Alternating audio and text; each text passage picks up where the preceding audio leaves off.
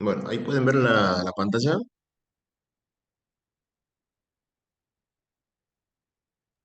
Sí, profe. Sí, profe.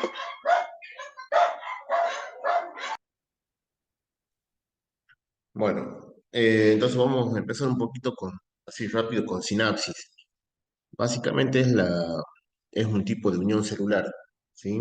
Hay muchos tipos de uniones celulares en nuestro cuerpo, en todas las células, digamos, todas las células de nuestro cuerpo están unidas para formar un tejido. Pero bueno, la sinapsis es una particular porque va a intervenir, digamos, una célula que es la neurona, ¿sí? Entonces, así rápidamente, las neuronas tenían, una neurona básica, digamos, tenía básicamente un cuerpo celular que es, a ver, voy a buscar el puntero, ahí está. Ahí tenemos el cuerpo celular, que es donde está el núcleo, la mayor parte de las organelas, y después teníamos estas prolongaciones que eran las neuritas, ¿sí? Y podrían ser las dendritas y el axón. Entonces, eh, cuando hablamos de una sinapsis, la primera célula, digamos, que nosotros vamos a observar, bueno, se llaman célula presináptica o neurona presináptica, ¿sí? Y la segunda va a ser la postsináptica. Eso es de acuerdo al, al sentido en que va a viajar el impulso nervioso, ¿sí? Entonces, en el caso de la sinapsis tenemos una clasificación que es de acuerdo, digamos, a lo que es el tipo de unión, digamos, o sea, las partes de las células que van a intervenir. Entonces acá tenemos entre el axón y dendritas, ¿sí? Acá vemos el axón de la célula presinápticas y las dendritas de la postsináptica. La otra forma, bueno, justamente son las axosomáticas, donde el axón directamente va y se une al cuerpo de la neurona.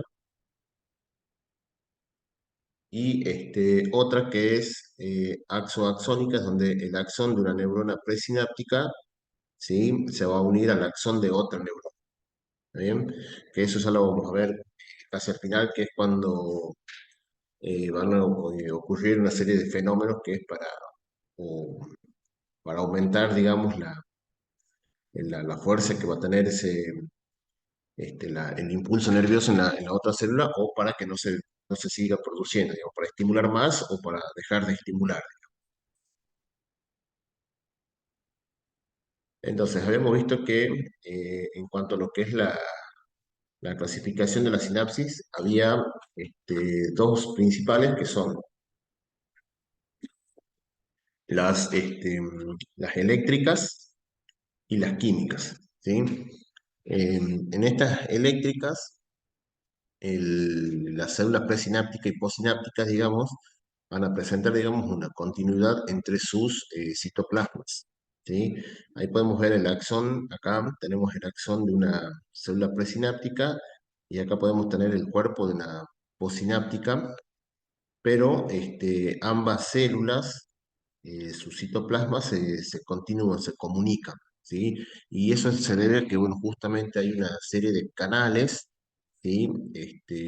Que estos canales están formados por proteínas, se llaman conexinas, y pueden tener una configuración de cerrado, así como lo tenemos acá, o puede estar abierto. Entonces, estos colores rojos que vemos acá en el centro, bueno, es la luz de ese tubito, digamos, de ese canal. Entonces, como acá sus citoplasmas están en continuidad, cuando están abiertos, están en continuidad, directamente las corrientes, o el movimiento, mejor dicho, de los iones, ¿sí? Va a pasar de una célula a la otra. ¿Qué es lo que tenemos acá? Entonces, estos pueden ser, por ejemplo, no sé, los iones sodio, o potasio, que se están moviendo y pasan de una célula a la otra. Entonces, ese movimiento de los iones va a producir una despolarización, digamos, en la neurona postsináptica.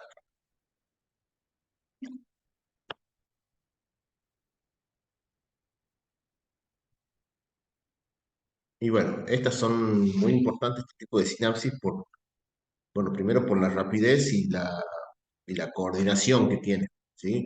Entonces van a estar ubicados en los puntos vitales, como por ejemplo el corazón, justamente esta coordinación que tiene que tener el corazón, que primero uno se contrae en las aurículas, después el ventrículo, podemos ver que se va llenando de sangre, bueno, justamente tiene que estar perfectamente coordinada y tiene que ser rápida, bueno, justamente para que funcione de forma normal, ¿sí?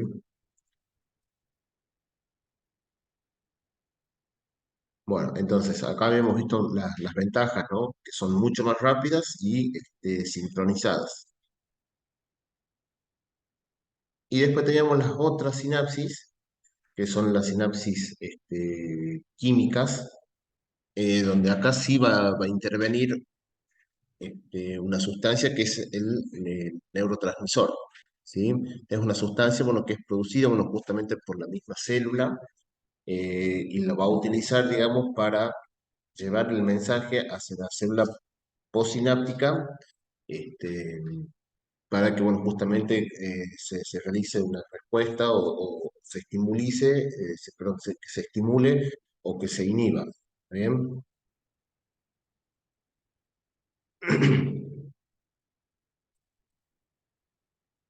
Eh, bueno, acá, a diferencia de lo que es la eléctrica, los citoplasmas de las dos células, fíjense que no están en contacto. No es que por acá van a venir los iones y van a pasar directamente a la otra célula, sino que acá el que va a intervenir, bueno, justamente es el neurotransmisor. Y bueno, para tratar de, digamos, de reducir ese espacio que hay entre las dos células, ¿sí? Que creo que es 10 nanómetros, creo que decía hace rato, la anterior, va a haber una serie de proteínas que se llaman, estas que están acá, a ver si no me figuran los nombres, pero por ahí tenemos varias proteínas que tienen como una función de velcro. Bueno, esas proteínas, bueno, estarían más o menos por acá, por este espacio, que es justamente para que se reduzca el espacio que hay entre las dos membranas. ¿Por qué es necesario reducir ese espacio? Para que, bueno, justamente los neurotransmisores puedan llegar más rápido hasta sus receptores.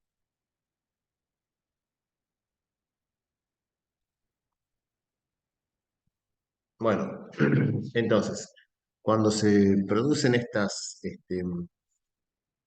sinapsis, o sea, vemos que viene un potencial de acción viajando por el axón, para que se pueda, digamos, liberar ese neurotransmisor, es necesario, bueno, la presencia, digamos, del citoplasma de una cierta cantidad de iones calcios, ¿sí?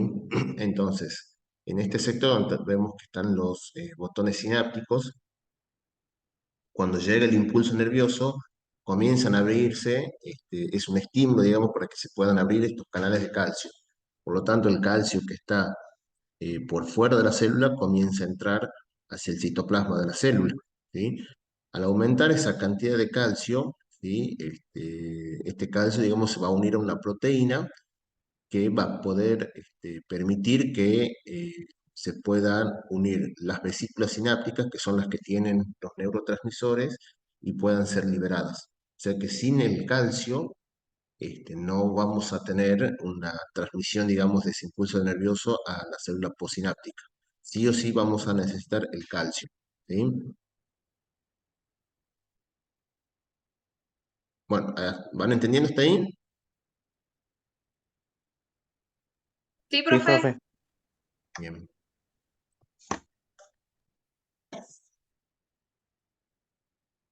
A ver, ¿qué más seguía de esto?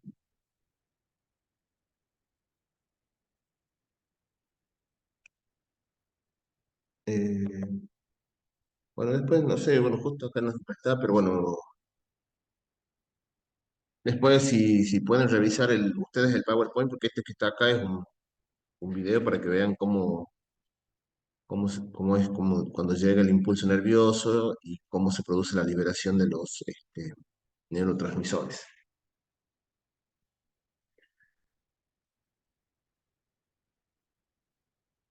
A ver qué teníamos acá. Bueno, A ver, ¿qué dice el título? Porque justo no veo el título de la diapositiva. Me está tapando el cuadro del... No nos figura a nosotros el Ah, título. bueno, bueno. Entonces, ah, está mal. Entonces, cuando llega ese impulso nervioso, bueno, justamente desde la célula presináptica y pasa hasta la postsináptica, ¿sí? Eh, Se va a generar un potencial de acción, ¿sí? En la célula postsináptica. Ese potencial de acción que se va a generar, digamos, pueden ser de dos tipos, o puede ser un excitador o inhibidor, ¿sí? Que es lo que estamos viendo acá. Entonces, ¿de qué va a depender estos potenciales? Bueno, va a depender, bueno, justamente de dos iones, que son el cloro y el sodio. Y en la célula postsináptica, ¿sí? Cuando llegan los impulsos, perdón, cuando llegan los neurotransmisores, como vemos acá, ¿sí? Si eso, esa es una señal, bueno, justamente para que se puedan abrir canales de sodio, el sodio va a entrar y va a generar una despolarización, ¿sí? Entonces ahí vamos a estar generando nuevo impulso en la célula postsináptica. Pero si en lugar de que se abran los canales de sodio, se abren los canales de cloro, como vemos acá, tenemos una hiperpolarización en la célula postsináptica y por lo tanto no se va a generar un impulso nervioso. Entonces, esto de los potenciales excitadores o inhibitorios, bueno, está relacionado también, digamos, con nuestro comportamiento, ¿sí? Entonces, si nosotros nos inhibimos a decir algo, por ejemplo, queremos preguntar algo y después no lo volvemos a preguntar por vergüenza o por cualquier motivo, bueno, justamente está pasando estas cosas, ¿sí? Que nos estamos inhibiendo y se frena la acción.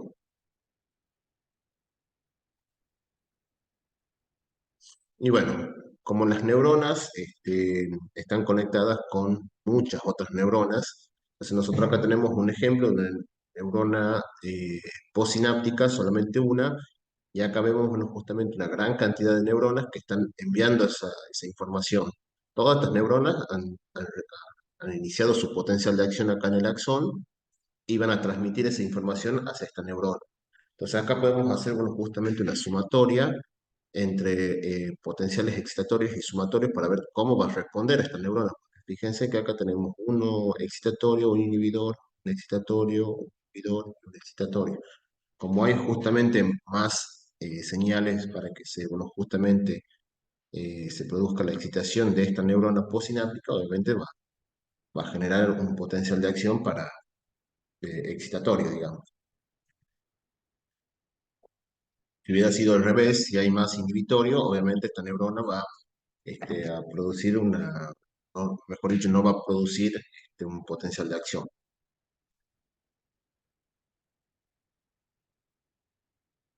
Bueno, acá tenemos un poco también qué es lo que está pasando acá, ¿ven? Las sumatorias de los potenciales de acción excitatorios, los inhibitorios, excitatorios, inhibitorios. Pero bueno, si son más los excitatorios, bueno, vamos a poder llegar al umbral acá en el axón y una vez que ya llegamos a ese umbral, ya se desencadena el potencial de acción, ¿sí? Entonces, se va a transmitir el impulso nervioso.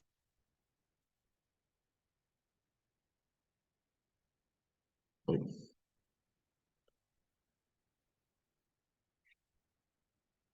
Bueno, una vez que ya los neurotransmisores han cumplido, digamos, ya la función, digamos, de llegar hasta un receptor postsináptico, este, tiene que dejar de funcionar, porque si no la célula va a estar constantemente excitada, ¿sí? O inhibida constantemente. Entonces, hay tres procesos, digamos, o tres vías para que, bueno, justamente eso no ocurra. Entonces tenemos una que era la difusión, la degradación enzimática y la recaptación celular. Entonces ya una vez que el neurotransmisor ha cumplido su función, bueno, va a salir, bueno, va a salir de ese espacio sináptico, se va a difundir, después puede ser recaptado o no por las neuronas presinápticas o hasta incluso puede ser recaptado por eh, las células gliales también. La otra que era la degradación enzimática, bueno, que justamente ahí hay una enzima que lo va a romper al neurotransmisor para que se desactive, ¿sí? Entonces, al partirlo en dos mitades, ya no va a tener la función de neurotransmisor. Y la otra que es la recaptación celular es que en el mismo lugar donde ya ha dejado donde ya ha cumplido la función ese neurotransmisor es captado inmediatamente por las células presinápticas. Entonces acá tenemos, bueno, un ejemplo donde hay una enzima, que es esta que está acá, fíjense que parece como una horqueta.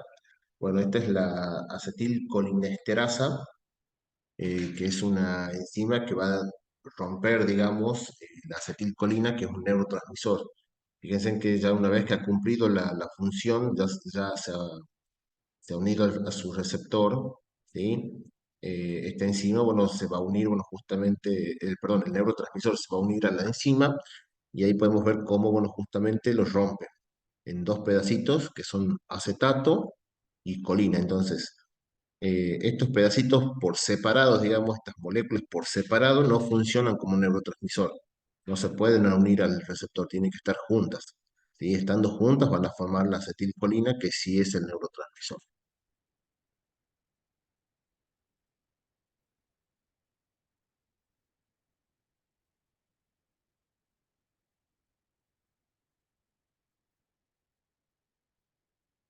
Bueno, y este es el caso que yo les decía hace rato, al principio, de cuando teníamos dos axones que se unían, que intervenían en una sinapsis. Esto, bueno, justamente es para aumentar em, para aumentar, digamos, la acción, ya sea excitatoria o para aumentar la acción inhibitoria en las células. Por eso es que se llaman excitación e inhibición presináptica, ¿sí? Entonces, acá nosotros podemos ver justamente por dónde viene el potencial de acción, ¿sí? Acá en la flechita verde, vemos que viene por este axón y hay esta es la neurona posináptica, esta es la sinapsis principal, digamos, ¿sí? Es presináptica y posináptica. Pero después tenemos una tercera neurona que puede tener dos funciones, o hacer que justamente este mensaje que viene por aquí, ¿sí? Por la neurona presináptica, puede ser amplificado o puede ser disminuido, ¿sí? Entonces, sus neurotransmisores, ¿qué es lo que van a hacer? O van a hacer que se abran más iones de calcio para que se puedan liberar mayor cantidad de neurotransmisores o pueden, bueno, justamente inhibir este, esos canales, inhibir la apertura de esos canales de calcio, por lo tanto el calcio no entra y no se libera tantos neurotransmisores y la célula postsináptica este, no va a ser tan estimulada como tendría que ser, digamos, si es que no estuviera esta célula acá. Uy. Bueno, y ahí tenemos algunos ejemplos, ¿ven? Ahí viene el potencial de acción y esta tercera neurona, bueno, está liberando sus neurotransmisores, se produce la apertura de los canales de calcio, entra una mayor cantidad de calcio y por lo tanto se van a liberar mayor cantidad de neurotransmisores. Entonces esto se llama facilitación presináptica, porque acá tenemos la sinapsis principal, ¿sí? Y acá tenemos una tercera neurona que lo que va a hacer es facilitar, o sea, va a ayudar a que se libere más neurotransmisores.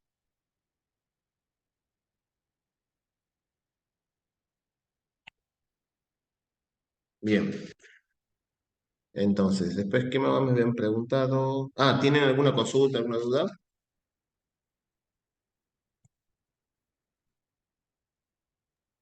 No, profe. Yo por lo Bien, menos, bueno. Hoy justo estoy viendo acá Spider-Man y le acaban de matar a la a la tía May. Bueno, vamos a ver, impulso nervioso. No, no, no, no era impulso nervioso, era potencial de membrana, ¿verdad? Sí, ya impulso nervioso lo vio la clase Sí, sí, pasada. sí, sí, sí, sí, sí. Entonces,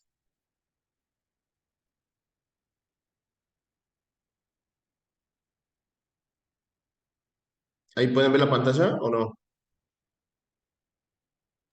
No, profe. No, no, no, no, Mm, perdón. Pero no. Ahí estamos.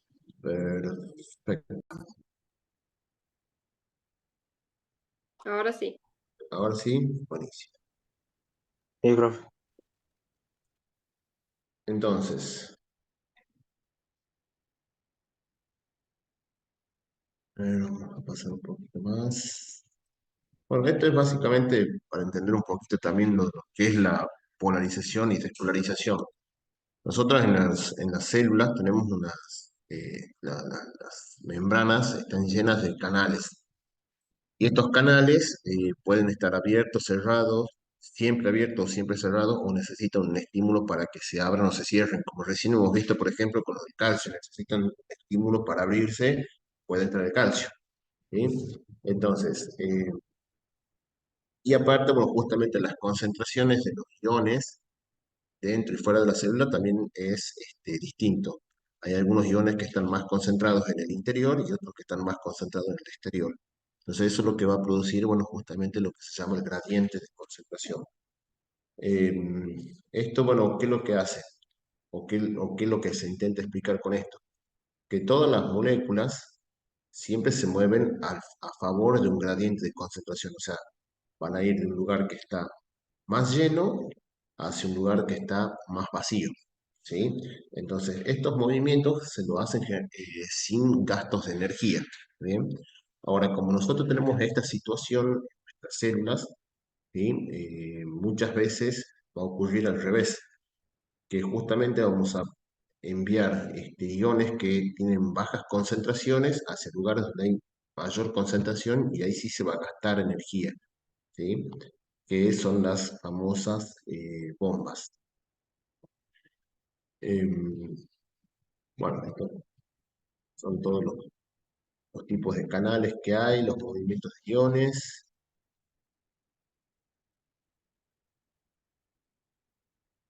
Bueno, acá está un poco para que ustedes vean. Miren, nosotros en el interior de nuestra célula hay una mayor cantidad de potasio.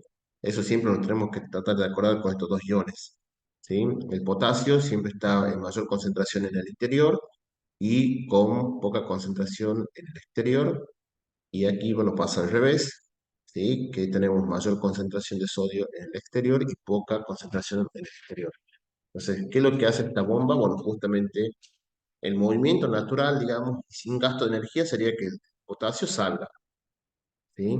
Y que el sodio entre, ¿está bien? Porque está más concentrado acá afuera y menos concentrado adentro. Y acá pasa al revés, más concentrado adentro y menos concentrado afuera.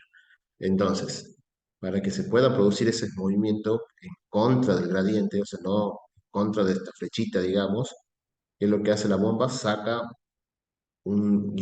perdón, tres iones sodio, que hay poquitos en el interior, saca hacia afuera y permite que dos iones potasio ingresen hacia el interior de la célula, ¿sí?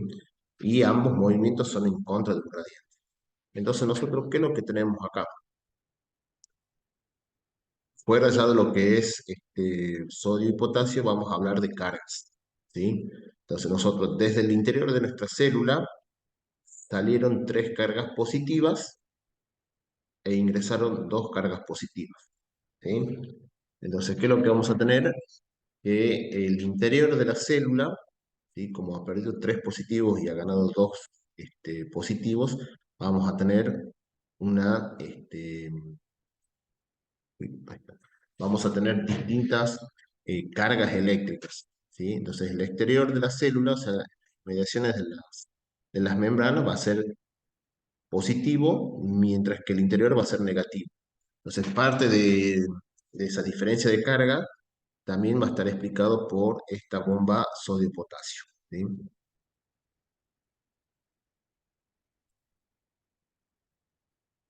Bueno, entonces, acá tenemos cómo es, bueno, justamente el interior y el exterior de nuestras células. ¿Sí? El exterior, en la inmediación de las membranas, es positivo, el interior negativo, pero después, si nosotros nos alejamos de la membrana, vamos a ver que ese líquido extracelular es neutro, y si nosotros nos alejamos de la membrana hacia el centro, nos vamos un poco más hacia el centro de la célula, vamos a ver que el citosol es también neutro. La diferencia de carga solamente se va a dar en las inmediaciones de la membrana. Entonces, eso va a generar un potencial, ¿sí? Que se llama potencial de membrana en reposo. ¿Sí? O sea, cuando la célula está quietita, está tranquila, nadie la ha molestado, tiene un potencial de membrana que es negativo, que es el famoso -70 que nosotros ya vamos a ver en las neuronas.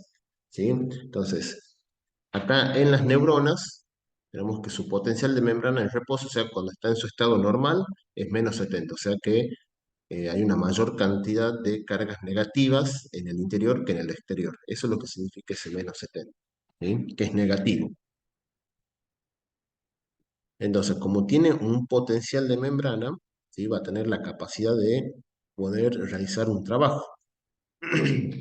Este potencial de membrana, si quieren, lo pueden comparar como como una nieve que está en la punta de las montañas, ¿sí? Tiene, bueno, justamente la capacidad de liberar mucha energía cuando ocurre un movimiento y se produce una avalancha. Bueno, acá también, ¿sí? Entonces, todas estas cargas o esta diferencia de carga va a tener la capacidad de generar después una corriente eléctrica.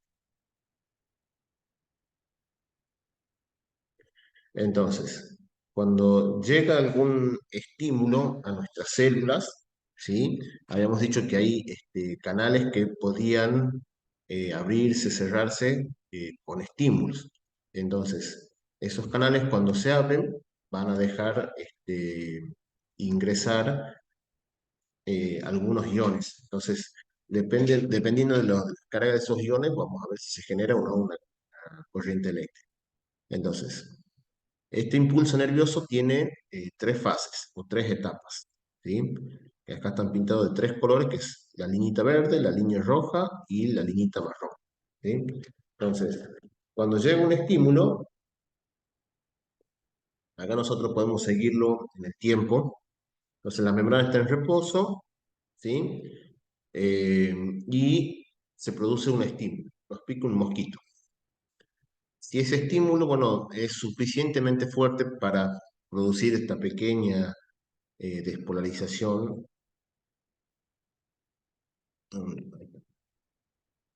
Me he olvidado el puntero. Entonces, si se produce una pequeña despolarización que hace que entren iones positivos hacia el interior de la célula, vamos a ver que justamente pasamos de -70 a -55. ¿Sí? ¿Por qué? Porque hemos estado sumando cargas positivas al interior de la célula. Cuando llegamos a este umbral, que dice acá umbral, ¿sí? Si ese estímulo hace que esa despolarización llegue hasta este nivel umbral, ahí se va a producir el potencial de acción, ahí empieza el potencial de acción, ¿sí? Entonces, ¿qué es lo que va a pasar en esta fase despolarizante? Que los canales de sodio se abren rápidamente, ¿sí?